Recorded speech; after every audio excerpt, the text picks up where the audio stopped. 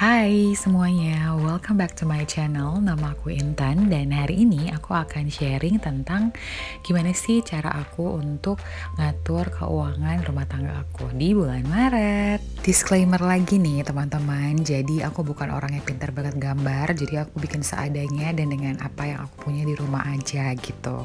Jadi mohon maaf banget kalau misalnya gambarnya nggak bagus atau mungkin tulisannya acak-acakan. Bulan ini adalah bulan yang spesial banget di Bali karena nanti di tanggal 3 kita bakal merayakan Hari Raya Nyepi. Udah pada tahu belum Hari Raya Nyepi? Di Hari Raya Nyepi itu bisa dibilang kayak hari istirahat se-Bali gitu ya. Jadi nggak ada motor, nggak ada mobil, nggak ada aktivitas apapun di jalanan dan semuanya itu dilakukan di rumah. Tujuannya adalah untuk kita menyucikan diri kembali gitu, melebur dosa-dosa yang udah kita lakukan di tahun sebelumnya. Nih jadi di luar ruangan tuh nggak ada sama sekali aktivitas apapun, nggak ada toko yang buka, mall yang beroperasi, dan semuanya pokoknya sepi, pipi. Kita juga nggak nyalain listrik sama sekali gitu, jadi kalau di malam hari itu kita bisa ngeliat bintang yang luar biasa bagusnya, pokoknya happy banget ya kalau misalnya udah nyepi. Nah, tapi kalau misalnya kita hubungkan ke budgeting gitu ya, namanya juga hari raya, pasti akan ada pengeluaran lebih yang akan kita keluarkan untuk bulan-bulan tersebut. Jadi akan ada biaya tambahan untuk belanja buah, terus belanja buat bantan istilahnya atau upacara-upacara agamanya, dan juga belanja untuk stok makanan karena memang nanti saat nyepi tidak ada toko yang buka saat itu. Dan saat nyepi biasanya orang-orang Bali itu suka nyetok makanan yang nyepinya cuma sehari, tapi nyetok makannya tuh kayak udah seminggu. Sebenarnya kalau dilihat mungkin ini masuk ke tipikal yang konsumtif banget gitu ya. Tapi untuk di beberapa daerah kita memang kayak butuh belanja beberapa tipe makanan gitu. Karena nantinya apa yang kita beli dan apa yang kita masak itu akan kita aturkan dan kita jadikan sarana untuk persembahyangan. Balik lagi ke budget plannernya, ini aku lagi bikin covernya dan aku bikin kayak kalender kecil gitu sebagai penanda aja sih sebenarnya di bulan itu ada hari apa aja sih, dan aku nanti bakal isi note untuk kegiatan-kegiatan yang bakal masuk nih ke sini untuk ke budget planner aku. Jadi untuk aku pribadi mengatur keuangan rumah tangga sebagai wanita Bali ataupun Hindu gitu ya, itu tuh lumayan tricky banget gitu karena emang di setiap bulannya itu suka ada anggaran untuk upacara agama gitu kan, dan itu jumlahnya juga akan berbeda-beda di setiap upacara agamanya. Dan setelah berunding sama suami aku, akhirnya kita memutuskan untuk membagi rata pengeluaran kita semua.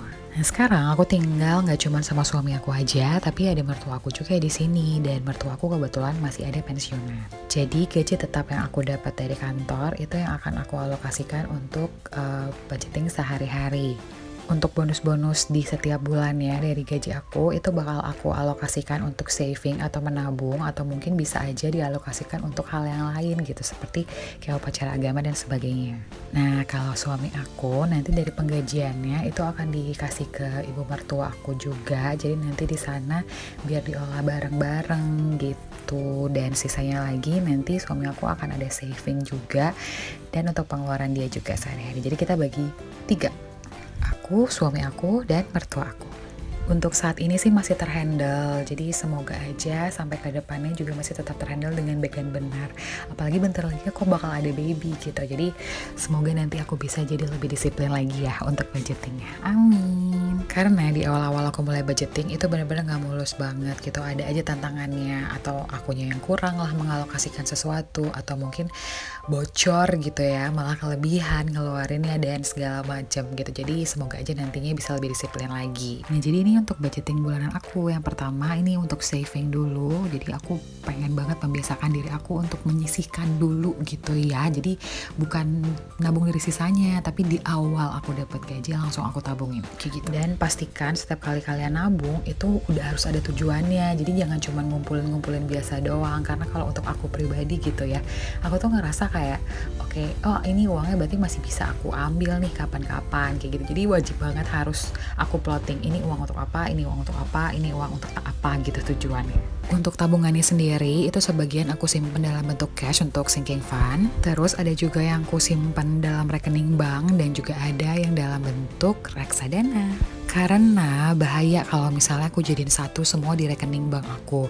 Karena aku bisa lihat semua nominalnya terakumulasi lewat m-banking dan aku jadi ngerasa kayak oke, I have much money. Jadi itu pasti bakal ketarik aja sama aku. Bahaya banget sih.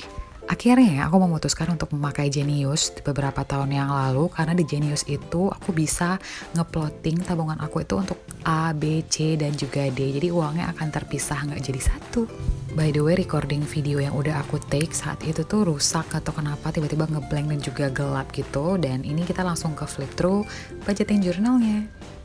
Dan untuk gaji pokok aku keluarkan untuk hal-hal ini. Ada saving gitu untuk baby, ada sinking fund juga, dan juga untuk di reksadana sebesar 200.000. Jadi totalnya 900.000 yang aku tabungkan dari gaji pokok aku. Dan untuk kewajiban itu aku ada bayar listrik, ada wifi, terus kontrol baby setiap bulannya, terus ada biaya sisi juga. Ini akan aku segera kelarin cicilannya dan selanjutnya akan aku coba untuk menggunakan seminimal mungkin. Jadi untuk total pengeluaran wajibnya itu sekitar 2.250.000 dan ini untuk pengeluaran tidak tetapnya itu aku cuma keluarin untuk belanja bulanan 250.000 dan juga untuk belanja mingguan 800.000. Jadi masing-masing minggunya itu 200.000. Dan untuk di halaman selanjutnya ini aku kayak catat kemana sih uang aku pergi gitu ya selama 4 minggu ini. Jadi yang akan aku masukin di catatan ini adalah pengeluaran aku yang tidak tetap. Jadi cuma belanja bulanan sama belanja mingguan aja karena untuk kewajiban yang lain-lain udah pasti nominalnya. So ya segini aja video untuk hari ini. Budget plannernya super simple, malah mungkin agak acak adut gitu kali ya. Terima kasih banyak untuk teman-teman yang udah dengerin cerita aku dari awal sampai akhir. And see you on my next video. Goodbye.